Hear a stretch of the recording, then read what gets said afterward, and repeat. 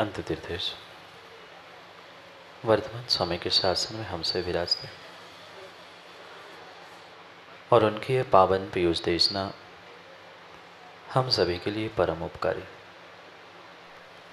अनादिकाल से हमारी आत्मा जो जन्म, जरा और मृत्यु रूपी रोग लगे, उन रोगों का उपशमन करने वाली कोई परम औषधि है तो वह एकमात्र यह जनवाणी।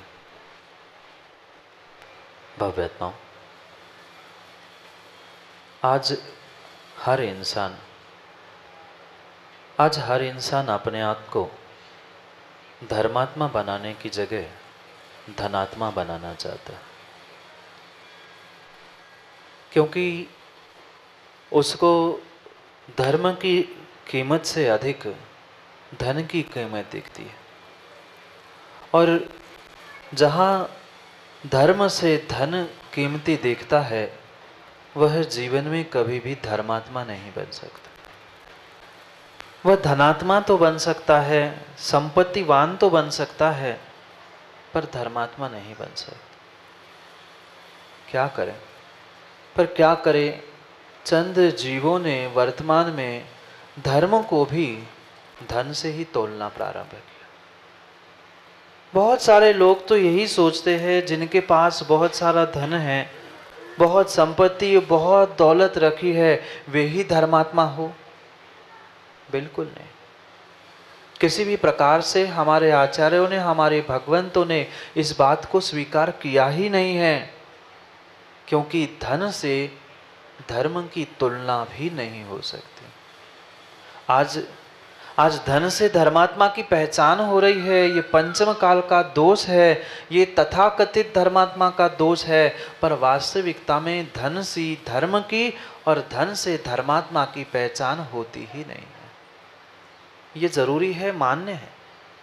कुछ अंशों में जीवन यापन करने के लिए, कुछ अंशों में धर्म की क्रियाओं को करने के लिए धन आवश्यक हो सकता है, पर अनिवार्य नहीं है। अगर ऐसा होता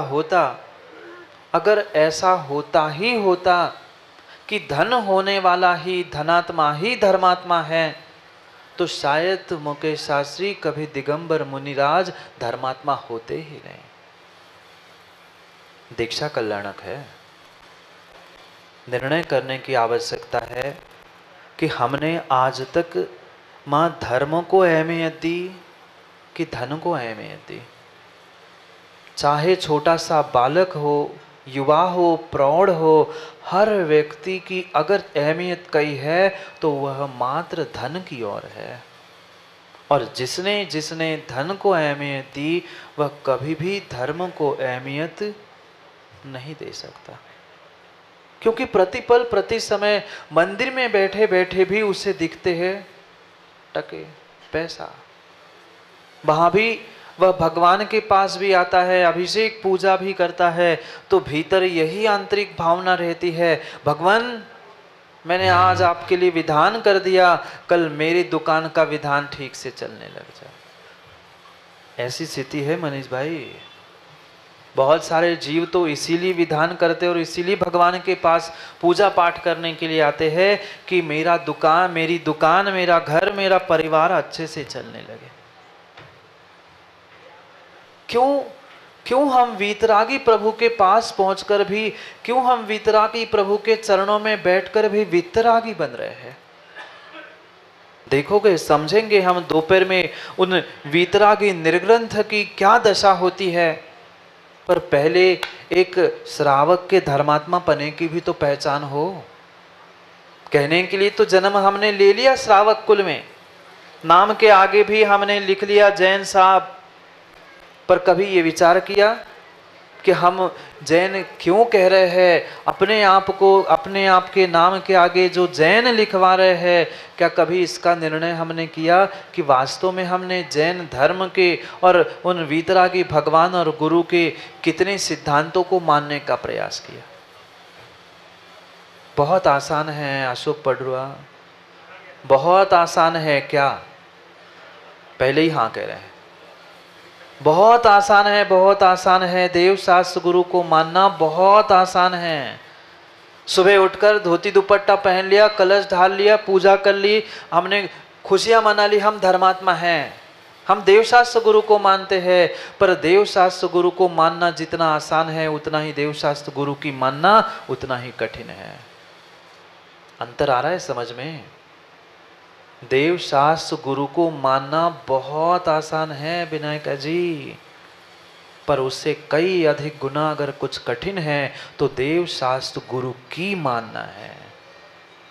बहुत अंतर नहीं है, मात्र एक ई का अंतर है, को और की। अनादि से हम देवशास्त्र गुरु तो बराबर मानते रहे, पर आज तक हमने देवशास्त्र गुरु की नहीं मानी। अगर तनक सी, थोड़ी सी नहीं कह रहा, अगर तनक सी भी हमने देवशास्त्र गुरु की मानी होती तो शायद पंचम काल में सेंथिल यहाँ बैठे नहीं मिलते, उनके साथ उन आदिनाथ भगवान के ही साथ पहुंचे मिलते। वे 4000 भी तो पहुंचे थे साथ में, उनको ही मान के गए थे। राजा दीक्षा ले रहा है, मैं कैसे अछूता रहूं? 4000 ने दीक्षा ली, पर उनको तो मानते रहे, पर उनकी नहीं मान पाए, इसलिए भ्रष्ट होकर पुनः जंगल में भटकते रहे। यही स्थिति हम सभी के साथ हुई। इस खोटे पंचम काल में माँ आए हैं, ये साक्षात प्रमाण पत्र है कि हमने आज तक धर्म के मर्म को समझा ही नहीं है। धर्म की क्रियाएं करते रहे, धर्मात्मा के भेष भी धारण किए, समय समय पे हमने अपने परिधान बदले, पर जीवन में उस उत्कृष्ट परिणामों को प्राप्त नहीं कर पाए जिनके निमित्त से हम देवशास्त्र गुरु की भी कुछ मान सके। समस्या तो सबसे सामने कक्का यही है। जीव जानता बहुत कुछ है, जीव जानता बहुत कुछ है, पर मानता, बोलो ना कि हाँ ऐसे ही मानते, हाँ ऐसे तो हाँ कह रहे हैं और ऐसे तो ना कह रहे हैं।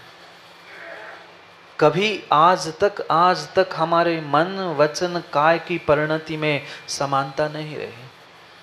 जैसे ऐसे हाँ कह रहे हैं, ऐसे ना कह रहे हैं, ऐसा नहीं, हम तो मन से कुछ, वचनों से कुछ और शरीर से कुछ और ही धर्म मानते रहे। अगर तीनों की एकता नहीं है तो वो माँ मायाचारी है, धर्म नहीं है।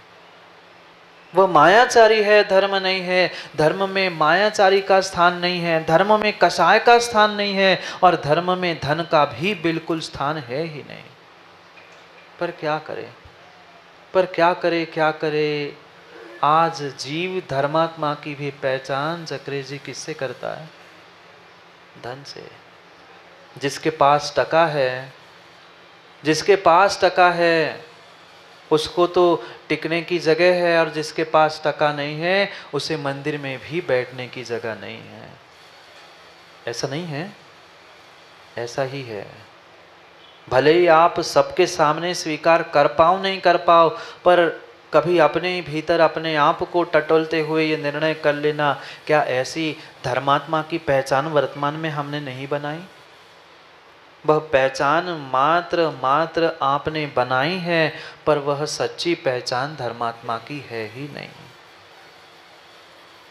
गहरा निर्णय करने की आवश्यकता है। आज भगवान की दीक्षा है। भगवान सब वित्त रागियों को, रागी द्वेषियों को, वित्त धन संपत्ति सबको छोड़ के जाने वाले हैं, और जहां वे छोड़ के जाने वाले हैं वही उनको मानने वाले, उनकी ही ग्रहण करके बैठने वाले हैं। यही तो दुर्दशा है वर्तमान की और वर्तमान के जीवों की, कि उन्होंने प्रत्येक इंसान को, धर्म को, भगवान को, गुरु को, अरे धर्मात्माओं को, वह मात्र इंसानों को भी फिर भी तोल लेते। धन संपत्ति में तो फिर भी समझ में आ जाता। आजकल के तो लोगों ने, आजकल के तो इंसानों ने देव शास्त्र गुरु को भी कह दूं, लग जाए सो एन बुरी लग जाए, पर परम सत्य यही है। आज के जीवों ने, आज के तथाकथित धर्मात्माओं ने भगवान को, गुरु को और जिनवाणी को भी पैसों में तोलना सीखा है। किसके पास कितना धन है भाई, वो तो वीतरागी हो चुके, उन्हें वित्त में राग नहीं है। आप क्यों क्यों क्यों व्यर्थ में उनको वित्तरागी बनाने का प्रयास कर रहे हैं? वे तो कभी बनने वाले हैं नहीं। पर हम उनकी भी पहचान, धर्मात्मा की भी पहचान, धर्म की क्रियाओं की भी पहचान, प्रत्येक स्थान पर पहचान करने की एकमात्र कसौटी हमने कर ली है धन। कसौटी जानते हैं? बहुत सारे सोने चांदी के व्यापारी है, कसौटी नहीं जानते। सोना जिससे कस के परीक्षा की जाती है कि ये असली सोना है कि नहीं है, ऐसे ही हर वर्तमान के जीव ने धर्म की, इंसान की, प्रत्येक की अगर कोई कसौटी बना के रखी है तो वह धन है। जहां धन मिलता है वहां व्यक्ति को सब कुछ मिलता है, ऐसा लगता है, पर ऐसा नहीं है। ऐसा नहीं है, ऐसा नहीं है। क्यों आप सभी काम छोड़ के, वे वर्णी कॉलोनी वाले, वे कटरा वाले, क्यों यहाँ पे दौड़े दौड़े आए? क्या यहाँ कुछ धन मिल रहा था? क्या यहाँ कुछ धन मिल रहा था कार्ड पैलेस? नहीं।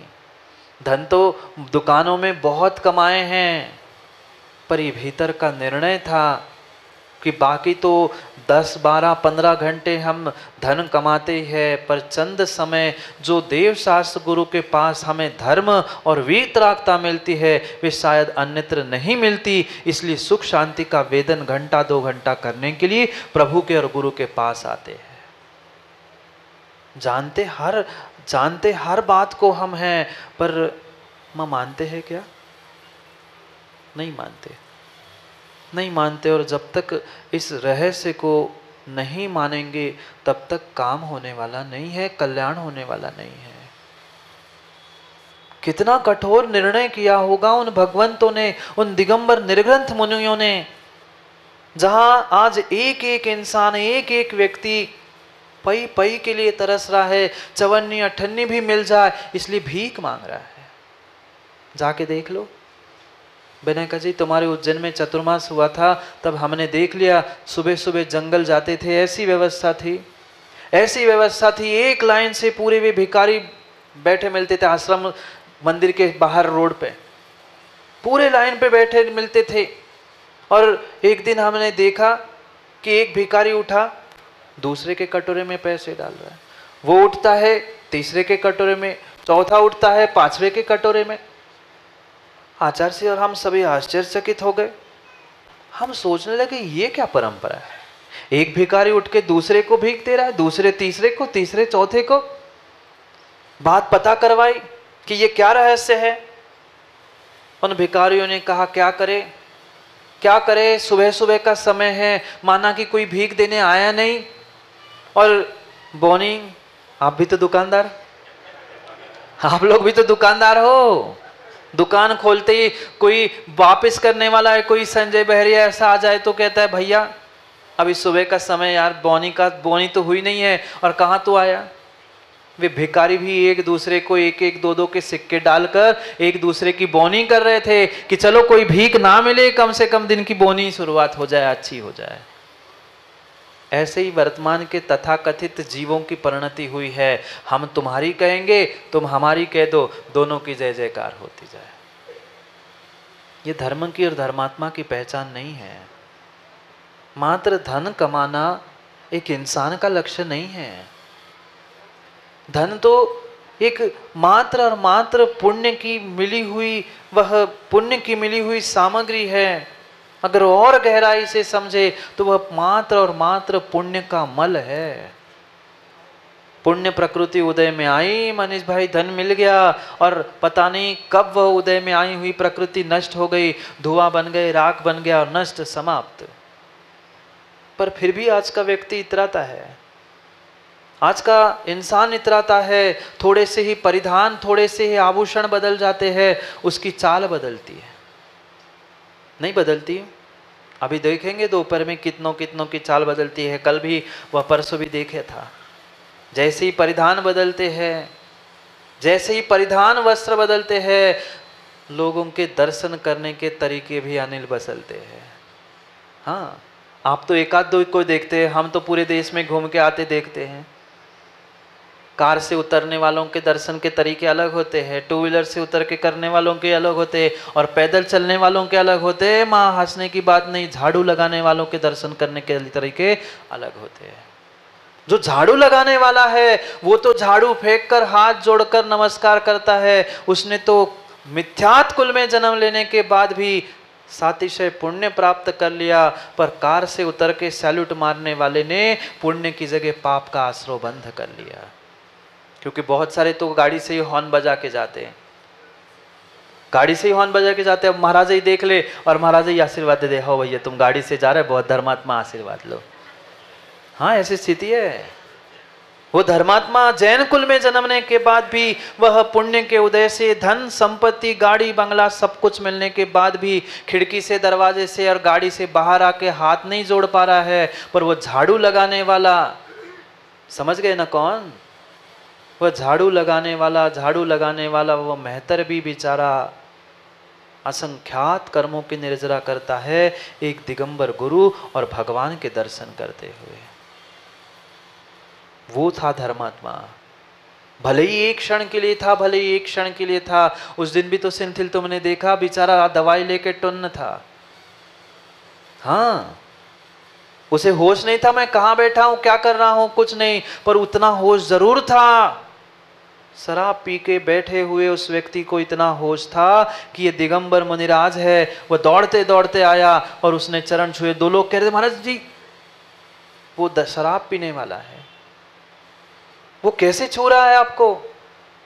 मैंने सिंथिल तभी तुमसे कहा था, उसने तो बेचारे ने मात्र बॉटल की शराब पी है। ये तथाकथित धर्मात्माओं ने मोह राग द्वेष की शराब पी है, इसलिए उसकी धुन चढ़ी है कि देवशास्त्र गुरु भी उसे देखने में नहीं आ रहे हैं।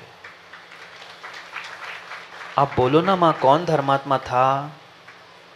कौन धर्मात्मा था? आप तो होते तो धुतकार के भगा देते, अरे वो शराब पीने वाला है, मांस खाने वाला है। पर वो शराब पीने वाला और मांस खाने वाला अगर गुरु को और प्रभु को हाथ जोड़ रहा है तो भले ही उतने क्षण के लिए वो धर्मात्मा है, पर जो हाथ नहीं जोड़ पा रहा है काका, वो उस समय पर मिथ्या दृष्टि है।